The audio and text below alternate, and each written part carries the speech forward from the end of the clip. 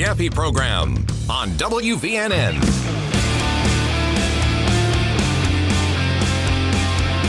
Well, here's a headline for you to start the show. According to CNN here, it says, Iran promises utter ruin if the war restarts. Here's what could happen if diplomacy fails. I hate these people. I'm talking about the Iranian regime. I can't be the only one. I am so done with this, with dealing with these people. I like the idea of utter ruin for them. You want to talk utter ruin? We cannot trust these people in negotiations. You know, I'm starting to think what the Trump administration was hoping for was what we did in Venezuela. So we took out Maduro. We had his vice president there. She's not great, but we can always deal with her. She's willing to deal with the U.S. to keep things going. So we tried to copy that in Iran, but it's turning out it's not possible. We're dealing with religious radicals.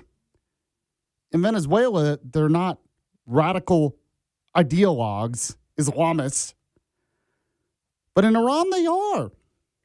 And I just don't see another way to really get a good deal here until we send an even stronger message.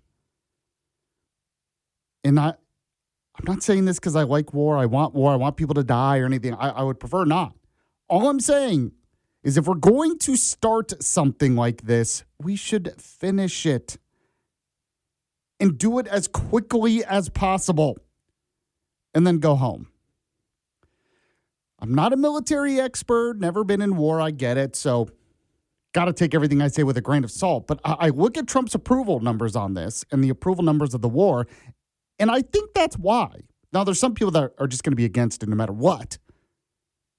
But I think a lot of people are just, they don't know how to feel about it because we're in this weird limbo, Iran limbo phase. It's frustrating. So we'll talk about that. You are listening to the Yaffee program. This is the show where you can count on the latest news, the important guests, and the best analysis, all for your morning commute here on News Talk 770 AM 92.5 FM WVNN. Also, coming up at the show, we'll get to the Alabama bullet points. There is another court ruling on redistricting, but this one was much more favorable to the state of Alabama, so I'll give you the details on that. At the bottom of the hour, we'll talk about Alabama elections as Brad Presnall going to join the show. He's a political consultant. It is his 200th episode, his 200th interview with me on this show. Been on this show 200 times. So today will be 200 times. So I guess, pat ourselves on the back. I don't know. Later on, have you heard about these protests in New Jersey at the ICE facility that are just absurd?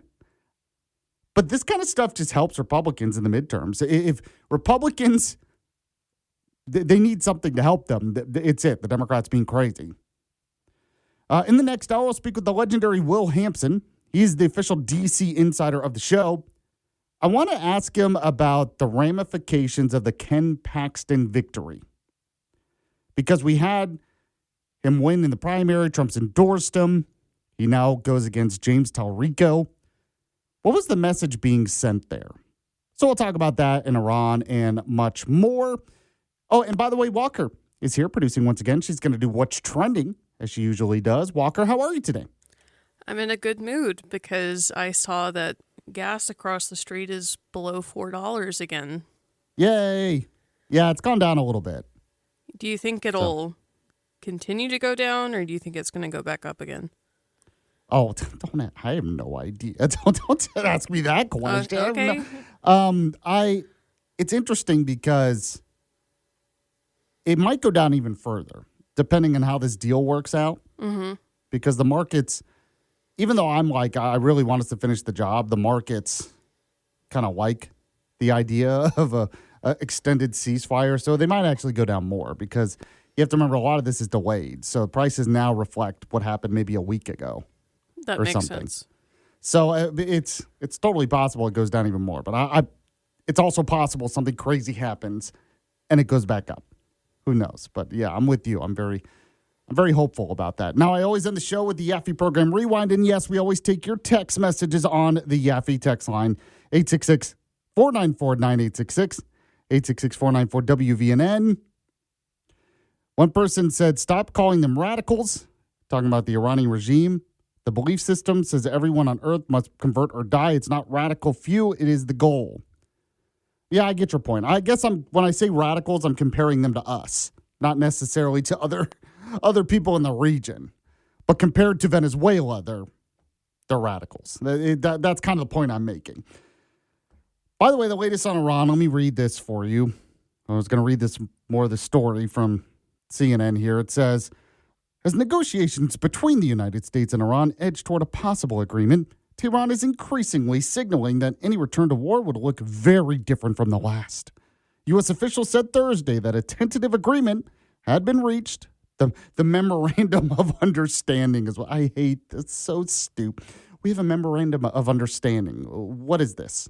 Are we talking about corporate mandates? That's what that feels like. Are we talking about a divorce paper? Anyway, Tehran and Washington and was awaiting President Donald Trump's approval, this potential deal. Yet even as negotiators reported progress, the military confrontation showed little sign of disappearing. The U.S. launched its second round of strikes on Iran in a matter of days this week, while skirmishes continued Thursday evening in the Strait of Hormuz. I'm not even talked about what's going on in Lebanon because we've seen some of that as well. Iranian officials have used the negotiations to project confidence that they retain significant military options should diplomacy fail. The Revolutionary Guard Corps said any renewed conflict would spread far beyond the region, threatening crushing blows and utter ruin in places opponents cannot even imagine, is what they said. This is the problem with negotiating. We're still letting them save face. I want to negotiate their terms of surrender. That's what I want to do. Anyway, let's hear from Scott Bessent as well. He was Trump's Treasury Secretary. He actually did the White House press briefing yesterday. He was asked about the latest in Iran. Play the Scott Bessent cut for me. The teams have been going back and forth, and President Trump has made it very clear, he talked about it at the cabinet meeting, that he has several red lines. Nothing is going to be on the table until we see the Strait of Hormuz open and the Iranians agree that they have to turn over the highly enriched uranium and that they can't have a nuclear program. It's always a mistake to get out ahead of the president, so it is all going to be the president's decision. I think that we can see that the president very clearly stated his three: the open the strait, highly enriched uranium, no nuclear program. All right, so there we go. He says he's not going to just agree to anything, which is good. I mean, that's good news. Now, Trump also spoke about this. He did an interview with Laura Trump. It's going to play this weekend on Fox, I believe, but they kind of released some of the clips. Go ahead and play Trump cut one for me. Is there a line that they would cross for you to go on the offensive again militarily? Well, a deal that wasn't going to be good for us is the line, ultimately, because, I'm playing it out and we're going to see, and that's what I do. I negotiate. They negotiate. They're very good negotiators. They're crafty. But in the end, we have all the cards. All right, and then, of course, he was asked about kind of the economic realities, the political realities. I thought his answer was pretty good for the most part. Play Trump cut two. I'd imagine if you could have timed things perfectly, having a conflict just in front of the midterm elections at a time like this isn't ideal. You acknowledge the high gas prices. You have consistently been willing to do the hard things, the things that your predecessor said should have been done, but they didn't have the guts to do them. You have taken them on, and Iran is a great example of that. Well, you have a problem, a structural problem, because you have the midterms, you have the elections. Well, that's going to go on for hundreds of years, every 2 years. So you have really a very small window. So if you wanted to play that game, then you would wait till the midterms are over, and then the following hour, you'll attack Iran because they cannot have a nuclear weapon. Most people agree with me on that. But then it gets maybe carried into, the next election, whether it's a midterm or not. So you have a very short window for doing anything having to do with war. But I don't view that window. I view it, I have to do what's right. And that's true. A president does have to do what's right. They can't just base everything off political calculation. So he's right about that. Now, Vice President J.D. Vance was also asked about this yesterday. Play the J.D. Vance cut. We're going back and forth on a couple of language points. I do think that we've made a lot of progress here. It's very clear that I think the Iranians, they want a deal, and they want to open the Straits of Hormuz. We want them to open the Straits of Hormuz. There are a couple of issues on the nuclear stuff, the highly enriched stockpile, and also the question of enrichment. If you compare the conflict now to where it was 5-6 weeks ago, I think the president's ceasefire is very much holding. We do think they're negotiating, at least so far, in good faith, and we're making some progress. Hopefully we'll continue to make progress. The president will be in a position where he can endorse the agreement, but obviously that's still TBD. All right. There we go. You notice how everyone is calling it the Strait of Hormuz still? I'm telling you, somebody go to Trump and say, look, let's bomb it again, really take over the strait, and rename it to the Strait of Trump. If we can call it the Gulf of America in the U.S., let's call it the Strait of Trump. In fact, I like this idea even more. Go ahead real quick, Walker. Play the blockade song I sent you. Just so we've done this before. Play it again. This is what I want.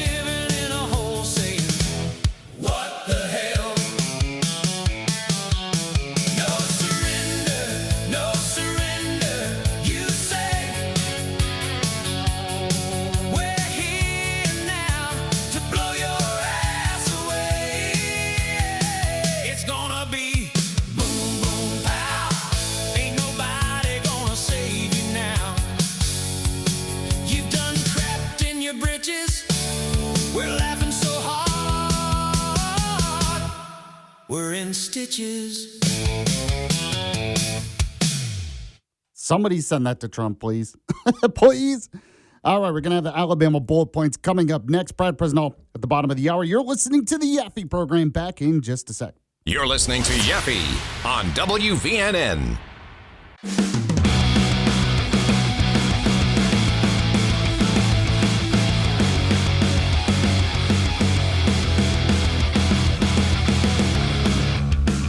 News Talk 770 AM, 92.5 FM, WVNN. Look, the AI said, I'm like Rush Limbaugh. Now, I didn't say it, the AI did. Will I repeat what the AI said, that people compare me to Rush Limbaugh? Of course I'm going to repeat that. You think I'm crazy? Anyway, Brad Bresnall is going to join me at the bottom of the hour. Right now, though, let's get to those headlines. Once again, we have the Alabama bullet points. Alabama bullet points. Today's headlines from around the Yellowhammer State. Sponsored once again by Larry's Pistol and Pawn. Number 4 today, we have U.S. Senator Katie Britt is proposing a crackdown on what she calls the jarring rise in gambling advertising targeting young people. So U.S. Senator Katie Britt has introduced bipartisan legislation with Senator Richard Blumenthal, who's a Democrat from Connecticut, called the Gaming Advertisement to Minors Enforcement Act, or the GAME Act, to curb the sharp rise in gambling ads targeting youth. Now, the bill would prohibit social media and other online platforms from directing sports betting advertisements at minors, with the Federal Trade Commission enforcing the rules starting 1 year after enactment. Now, violations could result in civil penalties. Britt highlighted the jarring increase in gambling among young boys, citing studies showing that early gambling significantly raises addiction risks, which makes sense, that many parents are unaware, and she wants this to pass and signed by Trump.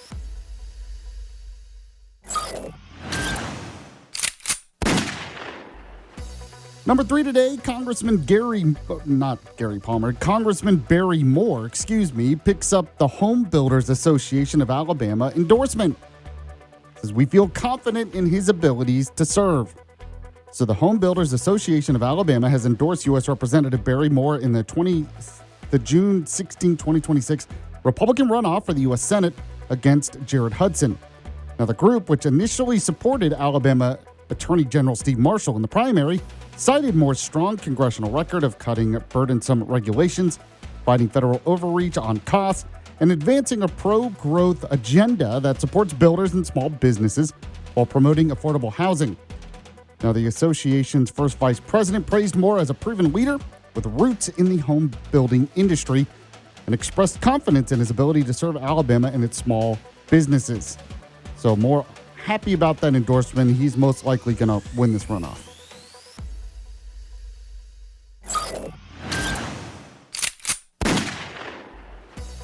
Number 2 today, Wes Allen proposes a state fraud task force as he is running for lieutenant governor. So Alabama Secretary of State Wes Allen, a candidate for lieutenant governor, has proposed creating a statewide task force dedicated exclusively to identifying and combating fraud and financial abuse of taxpayer dollars in state government. Now, the task force would blend public sector agency employees with private sector experts in accounting, business operations, and forensic investigations to bring new methods and fresh set of eyes to uncover waste that might otherwise go unnoticed. Allen emphasized that given fraud cases emerging nationwide, it would be naive to assume Alabama is immune. And as a lieutenant governor, he would work with the legislature to prioritize this effort. Now, the announcement comes during his Republican runoff campaign against John Wall, set for June 6th. As you know, they have been trading some pretty harsh words in recent days.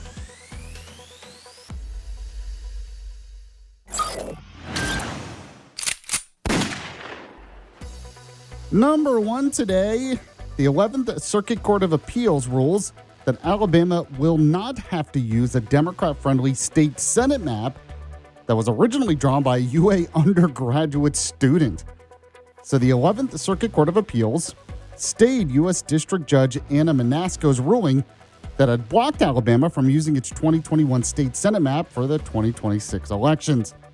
Now, the appellate court's decision allows the state to proceed with the legislature-approved 2021 map instead of the court-ordered Remedial Plan 3, a Democrat-friendly alternative drawn by an 18-year-old University of Alabama undergraduate student.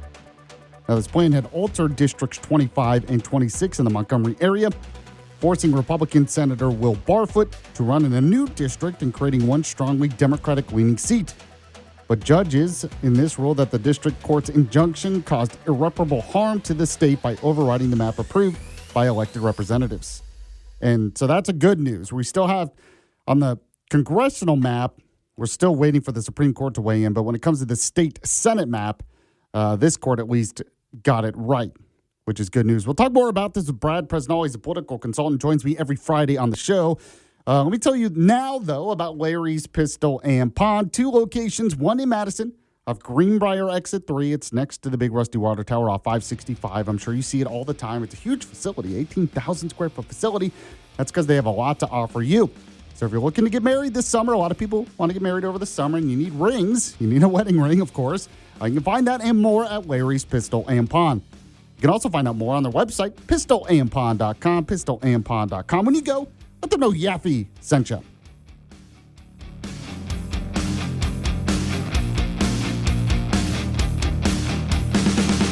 The Yaffee Program.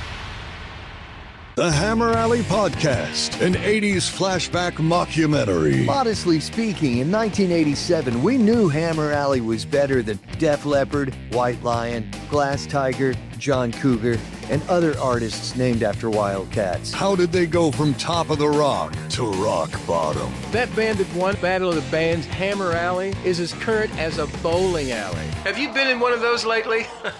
Hammer Alley. Follow and listen on your favorite platform.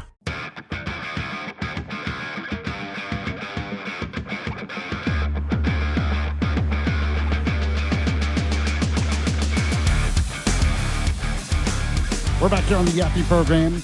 This is News Talk 770 AM 92.5 FM WVNN. So next Friday, we're doing our radio runoff event.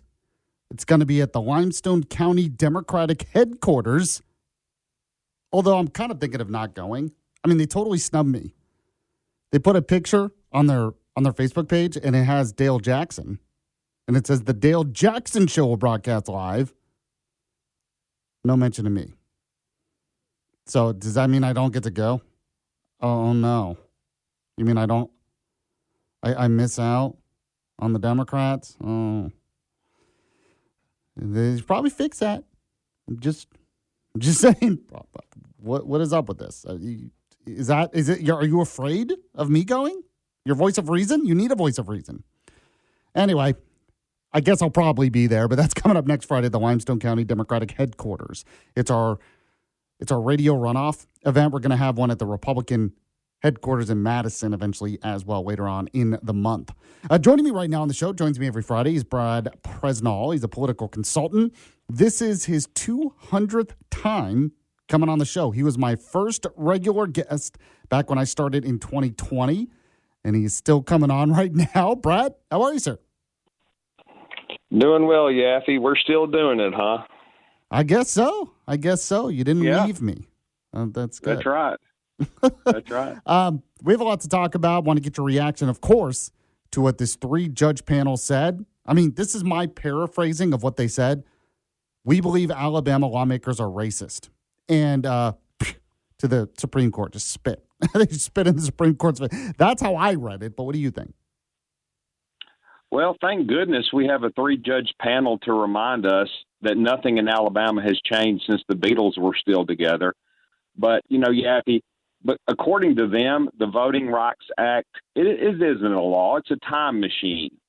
And they're driving it back to 1965 to decide what we look like in 2026. And it's really frustrating because they're not looking at the data. They're not looking and taking into consideration any kind of population shifts.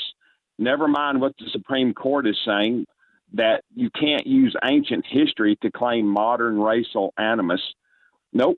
The panel saw what they saw, and evidently what they saw was a black and white newsreel of, looking back at the George Wallace times. So I just can't understand, Yaffee. They call their map racial neutral, but they're drawing a district that surgically scoops up every black neighborhood in Mobile, but they say it's race neutral. Then I guess it must be because the courts have never gotten anything wrong before. I guess so. I mean, that was really frustrating because they specifically drew that map to not be race neutral.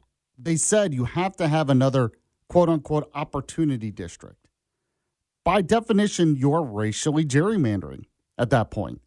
Yet they claimed their map was race neutral while Alabama's wasn't or something. It's just ridiculous. Yeah, they can't declare Alabama guilty in 2026 based on evidence from 1965. And if Alabama's map is racist for not sorting voters by race, how is the court's map magically race neutral while doing exactly the same thing? Alabama followed the rules that were given us. The court just didn't like the result. Exactly. I mean, that's true. Now, do you think the court, talking about the Supreme Court now, will end up overturning this? I don't know, Yaffee. I heard the guest that you had the other day, Hans, that was on, and he was very negative about it. So I'm like you. I'm not a legal expert. I don't really know what's coming. Yeah, I was surprised by that because he's really good on that issue. Mm-hmm. And I thought he would just say the Supreme Court's going to definitely overturn it. But he said, it's a 100-page ruling, and he thinks maybe the Supreme Court just doesn't do anything on it. And I was just like, really? I thought it was like a given. But you're right. Mm-hmm. Like you, I'm not a legal expert. But it seems that KIV is pretty confident, and Steve Marshall as well. They seem pretty confident that the Supreme Court will weigh in and overturn it. Well, let's hope so. I mean, the history with us in courts, it seems like we always get judges who want to throw in their personal feelings instead of the facts. Yeah, for real. I'm speaking with Brad Presnell. He's a political consultant, does work for Tommy Tuberville, running for governor, Dale Strong, running for re-election, Andrew Sorrell, state auditor, running for state auditor again, re-election, the AEA, and others. And I know you wanted to talk a little bit about Congressman Strong again because he had just secured money for Huntsville Hospital for women and children. Talk about that. Absolutely, Yaffee. Thank you. This is a major win for North Alabama families. Congressman Strong secured almost $2.6 million to install modern backup generators at Huntsville Hospital for women and children. This means the NICU and the pediatric ICU will stay powered up during tornadoes or outages.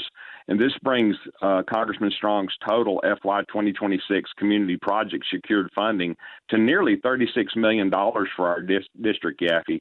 And this is just another example of needs that Congressman Strong has been able to secure for the 5th District. And I know that people all across this area appreciates the work he's doing.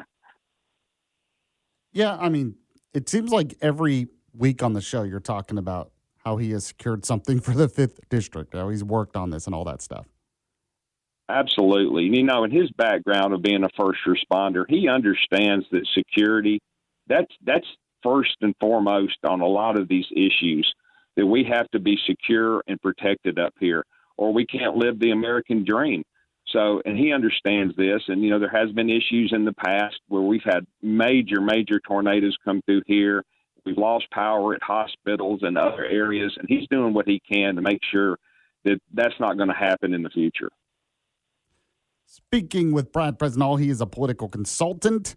Want to get your take on some of the elections. We had the primary. Barry Moore did pretty well. I think we talked about it a little bit, but it does seem like the Trump endorsement, according to the latest polls, it's going to help John Wall, going to help Barry Moore. What do you think? I agree. I think Barry Moore's strong and positioned well to win this runoff. I know we've seen a couple of polls. One came out that showed him with a 17-point lead, and the other one was basically him and Jared Hudson were tied. So we'll see how that goes. And I think there'll be an extremely low turnout for the runoff. So it gets down to the same old thing that we talk about every year, and that's turnout and who's motivated the most from the voters of these two gentlemen that are running, and we'll see.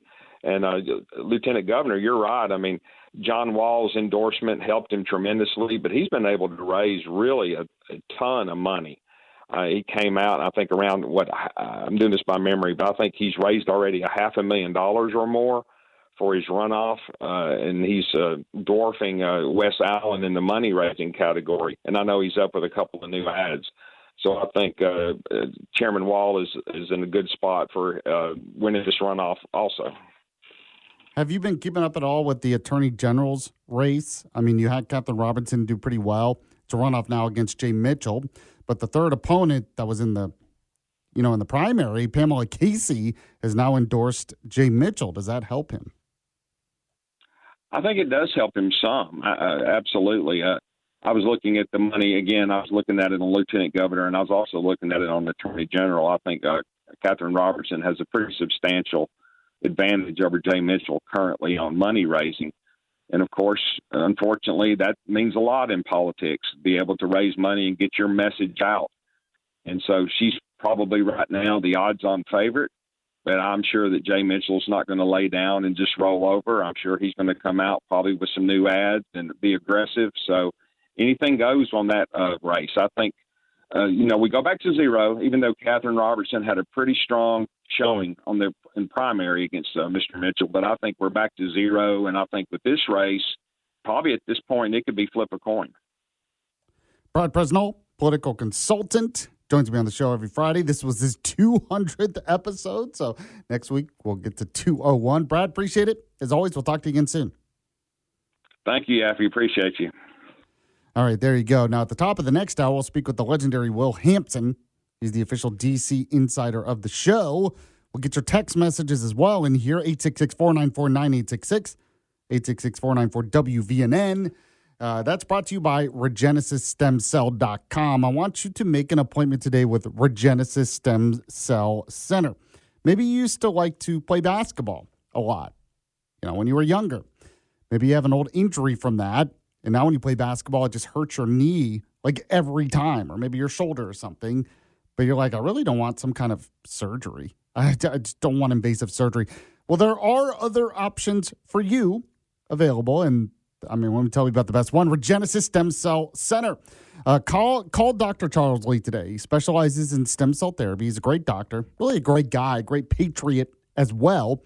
So give him a call, 256-715-8193, 256-715-8193. Discover how Regenesis Stem Cell Therapy can benefit you. When you do, oh, by the way, go to the website, regenesisstemcell.com. When you do, let them know Yaffee sent you. Back in a moment on the Yaffee program. It's the Yaffee program on WVNN.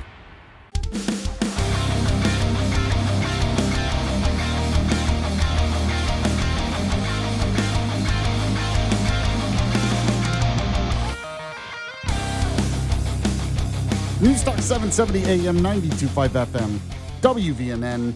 This is, well, I am Alabama's Truth Czar. This is Huntsville's Disinformation Board. If you want to weigh in, you can.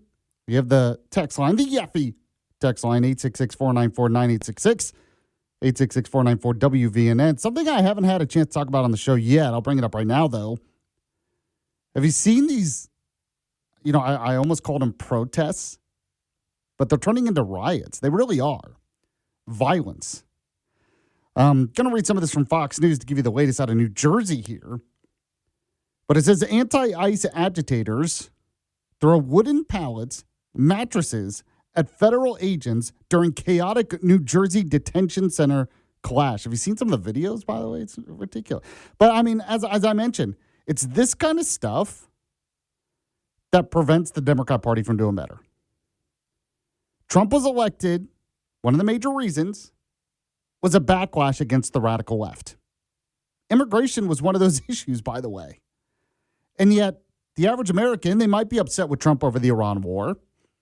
They're not happy with the tariffs, gas prices. But they see stuff like this and they're like, yeah, but look at the other side. Now, it's not ideal to be in a situation like that, but that's reality. That's how people will think. So I guess I should tell them to keep it up. I'd rather them just not be violent against ICE agents. It says here, demonstrations outside Delaney Hall Detention Center in Newark, New Jersey, turned violent Wednesday night when agitators clashed with immigrant, of course, we're wearing masks and stuff. Agitators clashed with immigration and customs enforcement agents hurling objects across a barrier as tensions continued to escalate. The agitators, engaging in the fifth night of demonstrations against allegedly poor conditions for illegal aliens out of the detention center, wielded mattresses and large traffic cones at makeshift shields. Now, I just want you to know, it doesn't matter what the conditions are there. Because they're nuts, I can't take their claims seriously. These are not serious claims. We know that they would just be like this no matter what happened. The fact that the ICE detention center exists is enough of a problem for them. So you can't even really have a serious conversation about conditions there because they don't believe there should be any conditions because they don't believe it should exist. Now, I mean, just talk about how crazy these people are. Here's another story for you. Protesters used phrases like, grab your guns and kill yourself, and every cop, every fed, shoot yourself in the head. That's what these agitators were saying. Oh, okay, now we're going to take your claim seriously on ICE detention facilities. Stupid. How do you think this helps? Doesn't help at all. Now, Homeland Security Secretary Mark Wayne Mullen, he was talking about this, and he made the point that because of stuff like this, they're going to have to take agents from other areas to secure ICE facilities. Unfortunately, that means the agitators are winning. They're happy with that. They're totally okay with that. Go ahead and play the Mark Wayne Mullen cut for me, Walker. Not only we provide them a safe place to stay and the food and a place to sleep, but we're also giving them a convenience store to be able to buy products out of. So we're going above and beyond. I'm going to have to pull Customs and Border Protection officers out of being able to process international flights and put them helping our ICE agents. Wow. a convenience store for the illegal immigrants to buy stuff. Oh my gosh, they're being tortured. It's a concentration camp. It's kind of like what I was talking about yesterday, where you had a Democrat politician. He says, oh, we need to have a serious conversation about race. And then he says, oh, you're racist if you were against Obamacare. I can't have a serious conversation with you now. Maybe we could until you said that. And I'm like, okay, you're just full of it. The same thing with these agitators. Oh, we need to have a serious conversation about the conditions at these ICE facilities. And then they yell, grab your guns and kill yourself to cops. Oh, yeah, I don't think I'm going to have a serious conversation with you about that. Todd Blanche, who is acting attorney general, he also commented on this as well. Play the Todd Blanche cut for me. I promise you, we will find him. And when we find him, we will arrest him because it is a crime not only to threaten law enforcement, but not surprisingly to threaten their family as well. So he was talking about one of these agitators out there, that they're going to prosecute them. Good. Now, the good news is, and I was looking here, that apparently, I mean, it hasn't stopped the Trump administration from actually doing their job on this. Because apparently there was a big immigration roundup the other day. Let me see if I can pull that story up real quick while we have a second here. Yeah, here it is. According to Fox News, highway sweep snags 249 illegal immigrants. Officers warn many more are hiding. So it hasn't stopped them from doing their job, which is good. Now, this is out of Florida. Law enforcement officers from across Florida are teaming up on increasingly coordinated and successful efforts to arrest illegal immigrants along states' roadsides. This month, Fox News Digital rode along with troopers with the Florida Highway Patrol on its largest partnership yet, dubbed Operation 9. Now, during the 3-day sweep, Florida Highway Patrol teamed up with 5 other federal, state, and local agencies. After 3 days, 249 illegal immigrants have been captured, processed, and handed over to U.S. Immigration and Customs Enforcement. And many handcuffed on the shoulders of South Florida highways were ghosts, what they say. What's alarming, he said, is we have no records for them, no accountability of who they are. So this is beyond like those who are illegal, let into the country, overstayed their visa, all that we have no record of some of these people because the borders were basically just wide open during the administration. So there you go. Coming up next, we'll speak to the legendary Will Hampson. He is the official D.C. insider of the show. We'll talk about the Ken Paxton victory, what else is going on in D.C., much more. You're listening to the Yaffee program. Stay with us.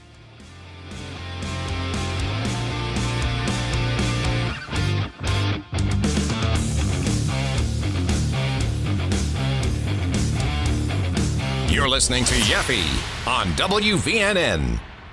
The United States Soccer Federation presents the U.S. Soccer Podcast. My name is David Goss, and I'm joined by my co-host Megan Klinenberg. And now we're giving people an inside look at the World Cup. Time's ticking. I think you can feel the intensity. All the guys are wanting to really stake their claim, and they want to be on that World Cup roster. There's no doubt about it. Hosting the World Cup on home soil comes with its pressures, but we're just really excited, just as the people are. The U.S. Soccer Podcast, presented by Henco. Follow and listen on your favorite platform.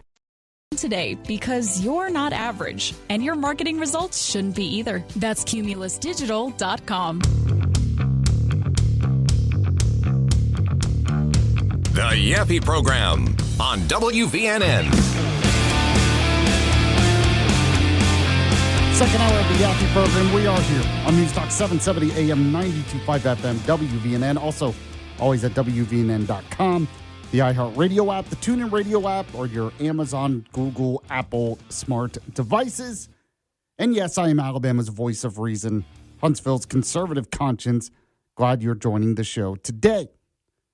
Got some breaking news today as well. I'm going to read this from Newsweek. It says Donald Trump's $1.8 billion anti-weaponization fund has been halted in a legal blow. So a federal judge on Friday temporarily halted President Donald Trump's $1.8 billion anti-weaponization fund, siding with the critics and GOP skeptics who argue the program lacks a legal footing and accountability. Now, this was done by U.S. District Judge Leonie Brinkema, appointed by former Democratic President Bill Clinton, barred the administration from paying claims or moving forward with the fund's creation while lawsuits challenging it proceed, setting up a key test of the settlement tied to Trump's IRS case. So we have to talk more about this right now. Other D.C. news with the legendary Will Hampson. He is the official D.C. insider of the show. Will, how are you today, sir? Doing great. Happy Friday. So what do you think about this latest news? Probably not surprising considering this is what we deal with when it comes to the judicial oligarchy in this country. Yeah, that I think is the most shocking part of this, Yaffee, right? I mean, the courts being used to stop the Trump agenda. I mean, who would have seen this coming? But again, I think the Trump administration is well aware of the dynamics that they have to deal with. I think they understand that everything that they do is going to be fought in court. It's going to be slowed down, but that doesn't stop it from being right.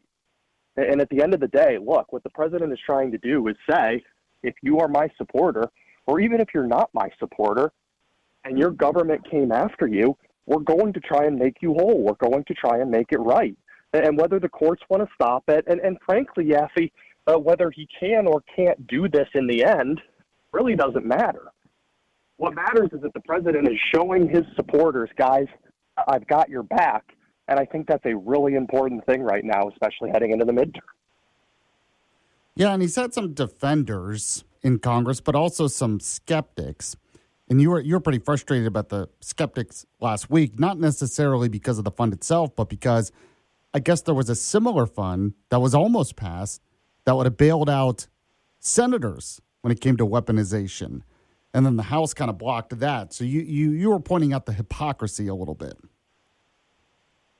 Yeah, I mean, look, Yaffee, look at the people that line up for and against these things, right? I mean, on one side, you've got Tommy Tuberville, who is supportive of this. He's fighting for the president. On the other side, you've got the Mitch McConnells, the Tom Tillises, the Cassidys. I mean, I think it becomes pretty apparent pretty quick where the battle lines are when it comes to these fights. It's pretty obvious, I think, for most people. You just look at who's for it and who's against it. Do I want to be with Tommy Tuberville and Donald Trump? Or do I want to be with all of the sour grapes who got left behind by the voters because they decided to be Democrats for a long time in the Senate? I know where I stand. I know which of those buckets I want to be in. I would much rather stand with Tommy Tuberville and Donald Trump. But again, these senators, they do show their hypocrisy and they don't care. I mean, how can you stand there and tell the American people that they need to fund via their tax dollars millions going to these senators for their roles? And look, rightfully so. I mean, they were targeted. I get the argument. We can have that discussion. I frankly don't think that United States senators need to be compensated for anything, really. But at the end of the day, they're still American citizens. They were targeted by their government. And if they want recourse, then I could get behind that. The argument could be made. But what really upsets me is that they're completely okay with your tax dollars going to settle what happened to them. But if you, rank and file American, want to be compensated as well, that is an egregious thing that we just can't do. We can't talk about it. We can't have the conversation. And we're going to shut everything down to avoid that from happening. I think the average rank and file voter goes, that's a little bit crazy, guys. Well, you're right. The average rank and file Trump voter is going to support him on this because they do see the weaponization. We all saw it. I'm speaking with the legendary Will Hampson, the official D.C. insider of the show. Even though Trump has a setback in court, he did have some major victories when it comes to the primaries. He ended up endorsing Ken Paxton at the last minute against John Cornyn in Texas, and Paxton won big. Now, to me, I look at that and I'm like, okay, that is way beyond the Trump endorsement. That really is Republicans in Texas sending a message that John Cornyn just wasn't fighting enough for them. I mean, I think it almost seems like Trump got on board because he knew Paxton was going to end up winning. But what do you think? Yeah, I think there's some truth to that, Yaffee, but I think at the end of the day, the president understood where his base was, where his voters were, where the grassroots were. And look, Cornyn had his shot, and I think that's why we should not feel at all bad for John Cornyn. He had his chance. He had $100 million spent against his opponent. He gave it the best run he could, and voters said, no, we're good. Well, okay. So you're right. He said, no, they're good. But what was Cornyn? He said he had his best shot. What was his problem? What did people not like, you think? His problem was he was a Democrat for 20-some years. And I say that, again, I mean, obviously did not have a D next to his name. But you look at a record, and it becomes abundantly clear, I think, who somebody is, right? I mean, you've got a guy in Texas who sees the border problem firsthand and will not vote to secure our southern border. You've got a guy in one of the most pro-Second Amendment states who goes, I'm going to be the one to lead legislation to take people's guns. I mean, things like that just don't fly, Yaffee. They just don't work. And so it begs the question, like, what are you doing? And that was the problem that John Cornyn was always going to have, was he had a terrible record. And people could look at it and go, if we're really conservative like we say we are in Texas, this guy does not match what we say and think that we are. And that was what we were seeing, Yaffee, was very clearly someone who did not believe in the conservative agenda in the state of Texas. And voters said, we're not going to do that. We want someone that actually represents our views. And good on them. And again, the system is still stacked against them. You've got, again, $100 million spent against Paxton, spent against the interests of the state in an effort to preserve an incumbent who didn't want to do his job. But at the end of the day, it's finally good to see that the grassroots rose up and made it happen, Yaffee.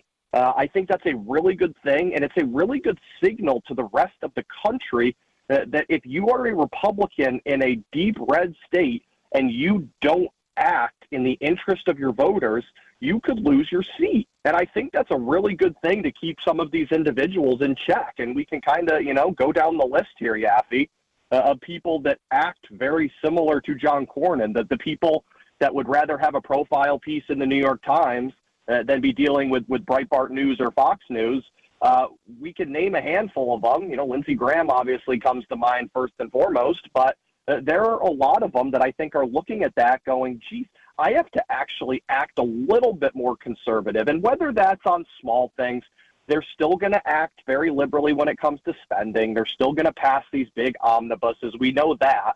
But maybe on a big ticket issue or two, maybe we can actually get something done because some of these senators are going to go, my voters are clearly watching. And if I don't act, at least in their interest sometimes, I could be the next Cornyn. Speaking with the legendary Will Hampson, so what do you think of that? That's the primary, and it was about sending a message, but I keep seeing all these headlines from the propaganda press that are like, oh, the Republicans are in a tough spot because now James Talrico, this so-called pastor who's running against Paxton, he has a better chance now. What do you think? Well, that was always the argument, right, Yaffee, even from the Cornyn camp. I mean, the argument for Cornyn was always he's the only one that can win in Texas, and I don't buy that. I don't think any reasonable, smart person actually believes that. Texas is a very conservative state. They obviously know what they want in their representatives. And so I just don't see, there being a large group of voters that go, golly, we didn't have the liberal Republican win, so I'm going to vote for the socialist Democrat who thinks that Jesus is transgendered and that we should ban Texas brisket everywhere. I mean, it's just that the idea is ludicrous. And also, Yaffee, we wouldn't have to worry about this had we not spent $100 million in the primary. Had we saved that money for a general election and said, you know what, we're going to trust the voters to figure this out, to get us our nominee, and then we'll have a $100 million war chest to go at Talarico. The reason we're in this position where everyone's like, golly, I just don't know what we can do anymore, well, then shucks, guys, maybe you shouldn't have spent $100 million on a losing liberal Republican in the primary. I mean, it's amazing to me how badly this was botched and how many resources were wasted when the voters the entire time were telling everyone involved we don't want Cornyn. If the powers that be had just listened, then we would be in a much better spot and we would have a lot more money to go at Talarico. But Yaffee, at the end of the day, Paxton is going to win, and I think he's going to be a fantastic United States Senator. So what do you think about the map overall? Do Republicans still have a chance to keep the House? I mean, it seems like that's going to be the hardest thing. They could probably maybe keep the Senate, but what about the House? Yeah, I mean, here's the frustrating thing, Yaffee, is obviously we had a path to keeping the House and decided to kind of balk at it. I mean, look, the grassroots are not having it with the way that things are acting. And if you look at kind of the sentiments here, like Cook has Republicans at 210 safe seats, I believe, out of 218 needed for a majority. Democrats have 207. So there are roughly 18 toss-up seats that are going to decide control of the United States House of Representatives. We can hold the House. It is absolutely possible having to win 8 out of those 18 toss-ups. I mean, that's the dynamic right now. But look at the frustrating thing, Yaffee. Republican states in redistricting, we left 8 or 9 seats on the table. Had Republicans gone all in on redistricting and added those 8 or 9 seats, now you effectively need to win 2 of those 18 toss-ups to have control of the House. So the frustrating thing is that this was very doable. We absolutely could have kept the House. We still can, but due to Republicans not being willing to go the full way, it makes it tougher. But those are the dynamics there, Yaffee. It's 210 to 207 right now, and those 18 House seats across the country, swing districts, toss-up seats, are going to end up controlling who is the Speaker of the House, whether it's Mike Johnson or whether it's Hakeem Jeffries come January.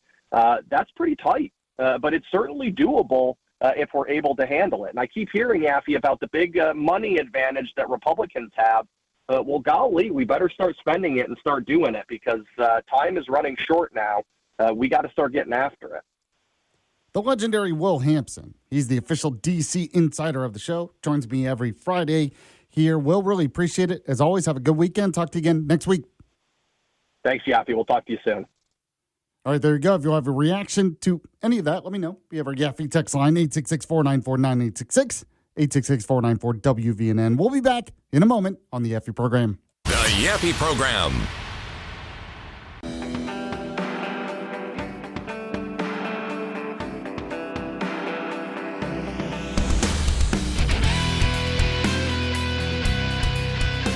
Welcome back to the Yaffee program. You know, I was going to take a moment and promote the fact that Dale Jackson and I will be at the Limestone County Democratic headquarters next Friday for a radio runoff event. But they promoted it and didn't even mention me. They just mentioned Dale. So I guess I don't have to go? I mean, I get it. They're afraid to hear from me, your truth czar, voice of reason. Revolution and common sense. It's what they need at the Democratic headquarters, but I don't know. But if you want to go with Dale, I guess you can. It's going to be at the Limestone County Democratic headquarters next week. We have some breaking news here on Iran. I just want to update the latest. According to Fox News here, it says Trump says he's heading to the Situation Room to make a final determination on Iran. So President Donald Trump said Friday that he's heading to the Situation Room to make a final determination on the next steps with Iran. He said Iran must agree that they will never have a nuclear weapon or bomb. The Hormuz Strait must be immediately open, no tolls for unrestricted shipping traffic in both directions. All water mines, bombs, if any, will be terminated. And that's what he posted on Truth Social. He also said, ships caught in the strait due to our amazing and unprecedented naval blockade, which will now be lifted, may start the process of heading home. Say hello to your wives, husbands, parents, and families for me, your favorite president. He also said the enriched material, sometimes referred to as nuclear dust, which is buried deep underground with virtually collapsed mountains, caused by our powerful B-2 bomber attack 11 months ago, sitting on top of it, will be unearthed by the United States. It says in close coordination with, in conjunction with the Islamic Republic of Iran, no money will be exchanged as well. So that's what he wants. That's the deal he said he would have to accept. Those are pretty decent terms. The problem is we have to enforce it. And we have to actually trust that they're going to make the deal. And I'm still skeptical of that. Now, I've been playing a good voice of reason on this, I think, is General Jack Keane, retired general, Fox News contributor, Trump advisor. And he was actually on Fox News this morning talking about a lot of this. He's been very skeptical, kind of like me, of making some kind of deal like this. He thinks we need to go and finish the job. But he was talking about it. So go ahead, if you can, Walker, play a Jack Keane cut 1 for me. Yeah, well, let's, first of all, I think when you look at it, we've got to remind ourselves, who are the Iranians here? And certainly the administration is very clear-eyed in who they are. In fact, I spoke to one of the negotiators earlier this week for a lengthy conversation, and there's no doubt in my mind that he's very clear-eyed in what we're dealing with here. What did we see after the 12-day war last June? The thing that got our attention and alarmed us is how they recommitted to all of their original goals. Recover the nuclear program, ballistic missile acceleration, continued support for the proxies. All of that was going on. And the degree that it was going on, particularly with ballistic missiles, precipitated and was the basic reason for why we have this combined operation against the Iranians this year, beginning back in February. And we've got further evidence. So my point is, it's unlikely they're going to change. No matter what deal we put together, at the end of it, they're going to want to recover everything that they're losing and go back to their original goals. So in the deal, and our negotiators understand this, we've got to have the provisions in there to prevent as much of that as possible from happening. So he's right about that we have to have provisions in there. So basically, you don't release sanctions or whatever until certain goals are met. And if certain goals are not met, you get back to kinetic action. So any deal has to look like that. It's just Iran believes they can wait us out because we've been in this weird quasi-ceasefire. Going to play cut 2 of Jack Keane. The second thing is we know they're going to cheat. Look at this. Right now what's taking place just this week alone with the violation of the ceasefire in the Straits of Hormuz. Who's doing that? The Iranians are doing that. And we had to react to it. Look what they've done in Lebanon. The ceasefire began on April the 8th. And since April the 8th, less than 2 months, they have fired rockets and missiles into northern Israel over 900 times. 1,200 plus drones have been fired into northern Israel, all since April the 8th. And that is under the guise of a ceasefire. And the Israelis are in a defensive crouch because they're abiding by the terms of the deal, which is they can only conduct defensive operations. I point this out because it reminds us who we really are dealing with here. They're likely to want to cheat. Likely to want to cheat, they are going to cheat. That's what's going to happen. Is there really any doubt about this? Going to play cut 3 of Jack Keane. Now, we've got good leverage points here. Number one, the blockade ourselves. That'll get us the Straits of Hormuz open, and I'm assuming the president is looking at the text and seeing what's in there, and I'll get back to that in a second. And the other leverage point is the money. We have the money. We have their frozen assets, and we have sanctions. So we can meter that out based on how their behavior is changing and what their level of commitment is. And then the thing that you mentioned, and the president mentioned also last night in the interview, we can go back to military operations. Where the Iranians are, they want to stretch these negotiations out as long as possible because then they think, in their minds, it's less likely the president will go back into military operations. But they have miscalculated about this president before, and that's dangerous on this part, and they would likely do that again here. Okay, so there you go. Trump is weighing the decision. It's bomb or agree. Bomb or agree. Bomb or agree. All right, we'll be back in a moment on the Yaffee program.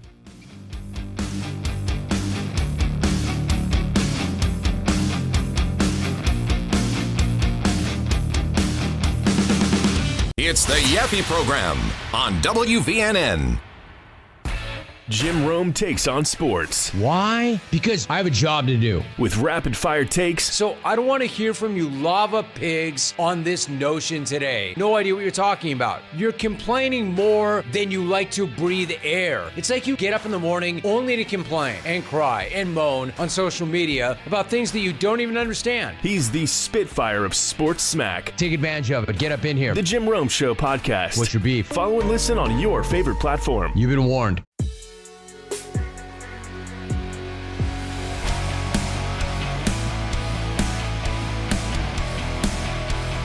Welcome back to the Yaffee Program here on News Talk 770 AM, 92.5 FM, WVNN. I'm Alabama's voice of reason. We're here 9 to 11 AM, Monday through Friday on WVNN. And Walker is here as well, so let's get right to it. We have What's Trending with Walker. Keeping you up to date with all that's trending in your world. Oh, they have the internet on computers now. You guys know how to post videos to Facebook? It's What's Trending. Sponsored by Coleman Furniture Market, the best place in the world, in the universe, in the galaxy. Well, it's smaller than anyway. The best place to buy furniture anywhere is Coleman Furniture Market, located in the heart of Coleman, Alabama. Let me tell you why. The best customer service, the best selection, the best brands. Oh, did I mention the best prices? There's a reason why most of the furniture in my home is from Coleman Furniture Market. They always have what's trending in furniture and much, much more for you, and they can deliver to anywhere in the state of Alabama. Go today, and when you do, let them know Yaffee was the one who sent you. All right, Walker, what's number 5 today? Number 5 today. Uh-oh. National Rotisserie Chicken Day is coming up on June 2nd. And yes, I like some good rotisserie chicken. The meat snack brand Chomps is releasing a purse that looks like a rotisserie chicken container called Le Chicken. Le Chicken? Le Okay. Chicken. You sound like you're going to get one. I think you're going to go get one. You sounds like you want it. It's so funny to me. Yeah. Okay. But with this, they're going to be releasing 3 chicken meat stick flavors that are original, Nashville hot, and savory breakfast. They say that you can... I like Nashville hot stuff, by the way. That sounds good. I really like Nashville hot stuff as well. Mm-hmm.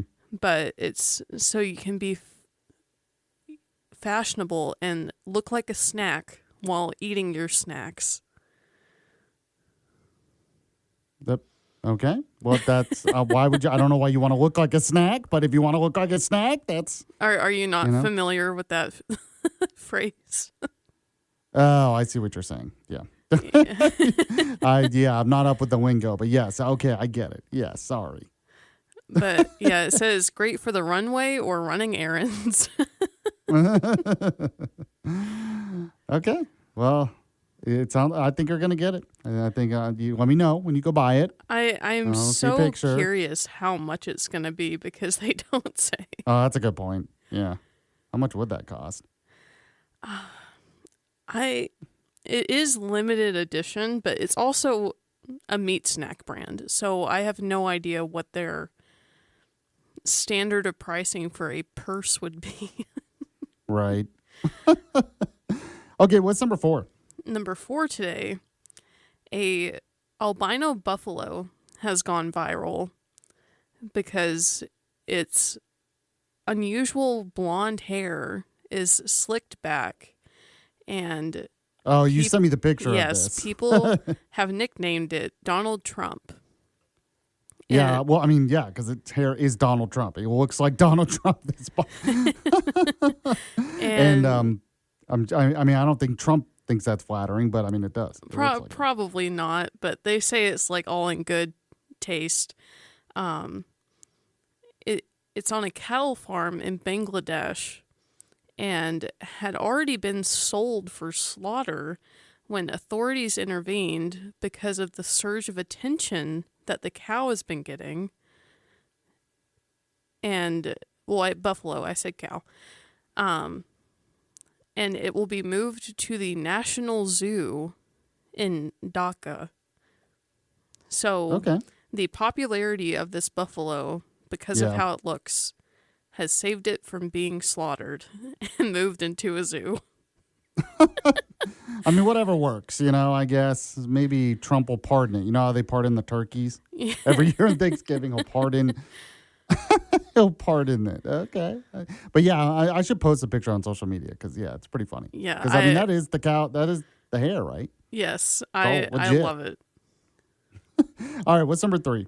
Number 3 today, the EU is fining Temu for 200 million euros or $233.5 million US dollars for allowing the sale of illegal items that include dangerous toys, faulty electronics, and high chemical limits.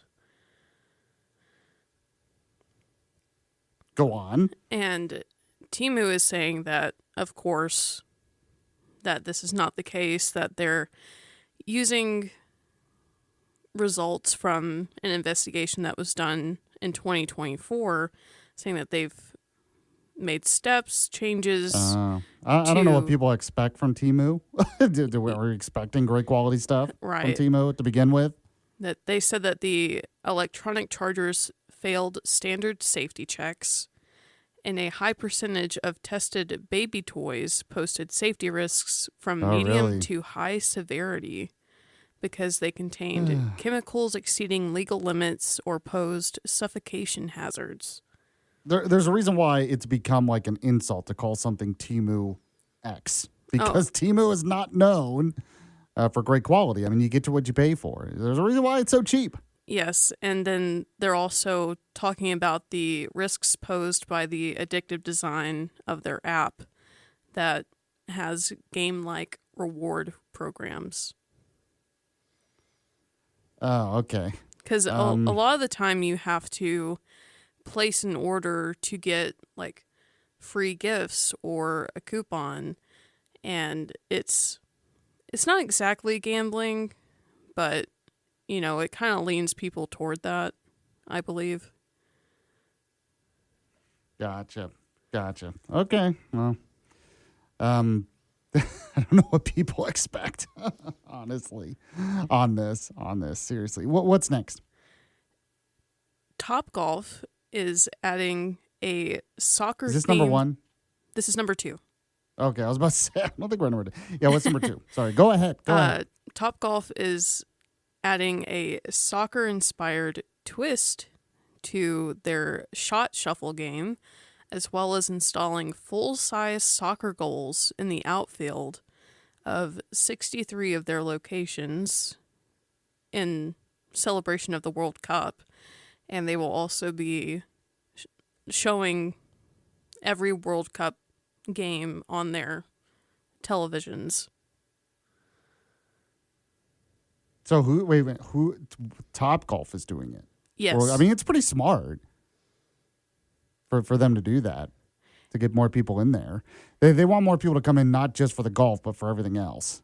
Right. And the changes that they've made to the shot shuffle game is the display on the screen. It turns into a soccer field stadium. Oh, okay. I mean, I can see that. So they're trying to get more fans of different sports to come in. Have you done Topgolf? I think Topgolf's a lot of fun. I'm not good at it. Unfortunately, I'm not very good, but it's I've fun. only done it once, and that was because of a work event here. Oh yeah, that's right. Yeah, it's great for work events. It's great for like parties and everything else. I guess some people do go maybe more regularly, but I think most people go once a year. I think so they're trying to get more regulars, it seems like. Yes. I think it's worth it if you have a large group, but if it's just you and one other person, it's going to be way too expensive. Oh, yeah. I mean, and they know that, and that's kind of the point. I mean, I guess, they should. Now I think about it, one business idea would be to do something for someone who's by themselves. I don't know how that would work. Maybe you give them less time, or you just create like a couple of rows that are just for singles. Yeah, maybe like a smaller one. Yeah, like make a couple smaller ones in the row that are just for like one or two people, and give them less time, and then charge them less. And maybe you get some of those people that just really want to hit balls. They don't want it to be in a big event or anything like that. They just want to use it as an actual driving range. And I definitely think people would do that if it was available. Yeah, I think people would too. See, this is why I should be a CEO of one of these companies. I always have great ideas. I mean, if one of these companies, if I could just, I don't have to implement it. If I just come up with the idea and get paid for it, and then everyone else do it. I've also felt that way sometimes. It would just be great, because I think that's a good idea. I think I'm onto something there. Maybe put a batting range in there too. Why not? We'll just add a batting range in there as well. Just make it a whole driving range, batting range place. I don't know.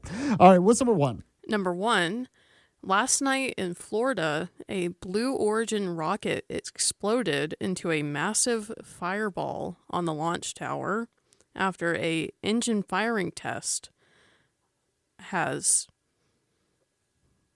gone not well. Yeah, I of saw course. this. Yeah, the explosion. Blue Origin has just had problems. They're just not able to keep up as well as like SpaceX, it seems like. But go ahead. Yeah, they had planned on doing a satellite launch next week. But they'll, have to take some time to rebuild. And they said that no one was hurt. Everyone's accounted for. And it's too early to know the root cause, but they are already working on figuring that out. And yeah, I mean, it'll take a bit. Apparently, it looked cool.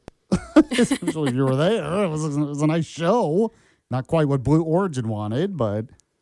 Yeah, people on beaches nearby were able to take pictures of it. It even shook the homes that were nearby. It was... Yeah, I mean, I saw the video and stuff, and it was a pretty big explosion. It was not something to sneeze at, so... I mean, it happens. I mean, it happens in a lot of these tests. Luckily, no one was hurt. No one was injured, anything like that. But it just seems like when it comes... Because Boeing's had issues with some of their private space flight stuff. And so it just seems like SpaceX seems to be the top still when it comes to the private space industry. Now, you have NASA still out there doing their thing. Yeah, but, I cannot imagine having the pressure of keeping an engine that big safe. Yeah, I mean, they're sure there are a bunch of people in this audience who have to feel that pressure because where we are. And yeah, I can't imagine. I mean, I have a lot of respect for people like that because just everything that goes into it, and you have to make sure it's safe. It's almost surprising to me that we don't see more explosions, to be honest, just because of how everything works. I'm always kind of amazed by that. Yeah, I'm hoping that rebuilding it goes well because they do plan to launch a pair of moon buggies in the next few years. Oh, yeah. Well, yeah. But a lot of that's I'm pretty sure that's NASA doing all that, right? That's not, when we're talking about the moon stuff, most of that's NASA. Well, I don't know. SpaceX says they want to do something at the moon. Well, NASA awarded Blue Origin a contract to launch for the moon buggies? Yes. Oh, I didn't know that. Okay. Well, that makes sense. So it's Blue Origin contract. That makes sense. So, yeah, I hope everything goes well. I know a lot of this is kind of a setback for Blue Origin, and they want to launch satellites and stuff, and they've already had problems, and this is like another setback for them. Right. But it was at least a cool show. At least you got to see a nice explosion, I guess. All right. Thanks, Walker. Appreciate it. We'll be back in a moment on the Yaffee program. You're listening to Yaffee on WVNN. Welcome back to the Yaffee program right here on Newstalk 770 AM, 92.5 FM, WVNN. Glad you have joined the show. Today, I am Alabama's voice of reason. And as AI said, and AI, they get everything right. I think it was Grok said that many people compare me to Rush Limbaugh. What can I say? All right, let's end the show like we usually do. We have the Yaffee program rewind.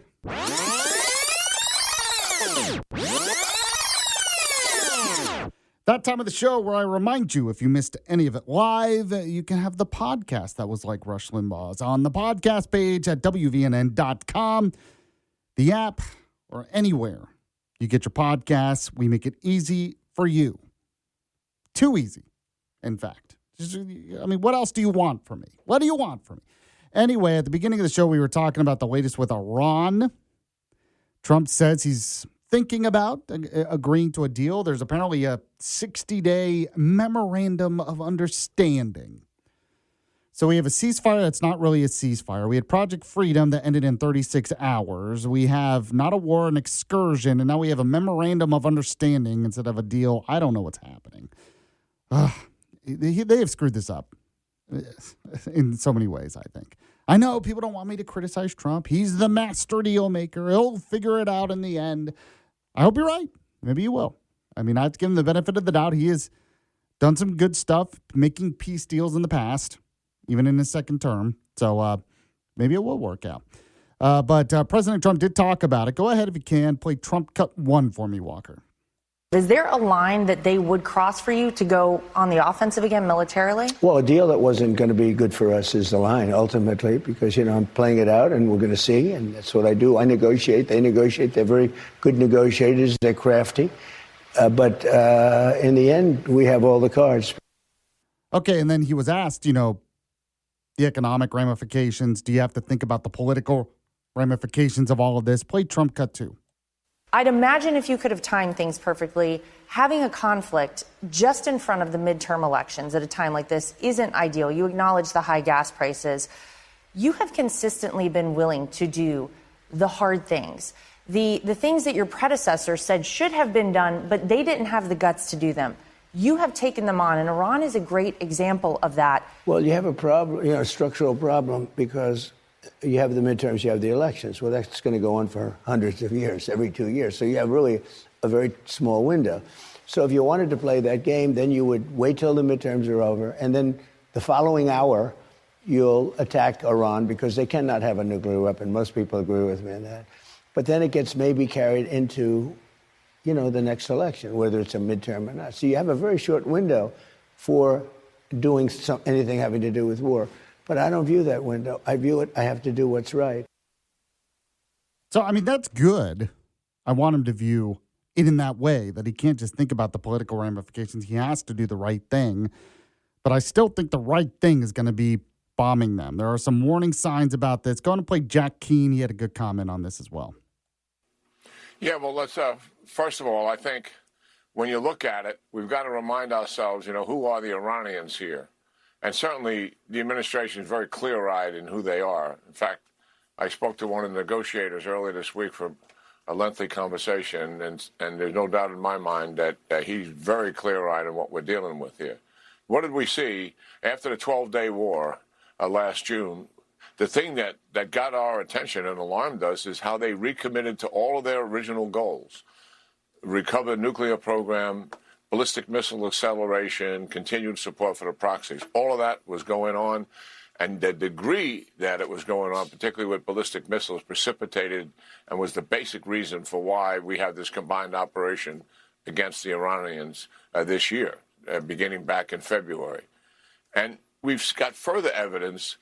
So my point is, it's unlikely they're going to change. No matter what deal we put together, at the end of it, they're going to want to recover everything that they're losing and go back to their original goals. So in the deal, and our negotiators understand this, we've got to have the provisions in there to prevent as much of that as possible from happening. All right, so I think he's exactly right on that. We talked about that at the beginning of the show later on as well. If you missed it, the podcast of those segments are up on the website, WVNN.com. We also had Brad Presnell, his 200th time coming on the show, talking Alabama politics. The special master map stuff, the courts getting involved in all of that stuff. So we talked about that. We also talked about how crazy some of these left-wing protesters are in New Jersey outside an ICE facility, where they're literally shouting for the ICE officers and cops to kill themselves. Oh, that's going to convince the Trump administration. Now they're going to take your claims seriously and everything else. It's absurd. I don't know why they think that helps them. But it's not really about changing anything. It's just about virtue signaling, as you know. So we talked about that. The legendary Will Hampson was on the show as well. We had What's Trending with Walker. Thanks to Walker for producing. Thanks to you for listening. The Vince Show is coming up next. I'll be back on Monday, the same time. See you then.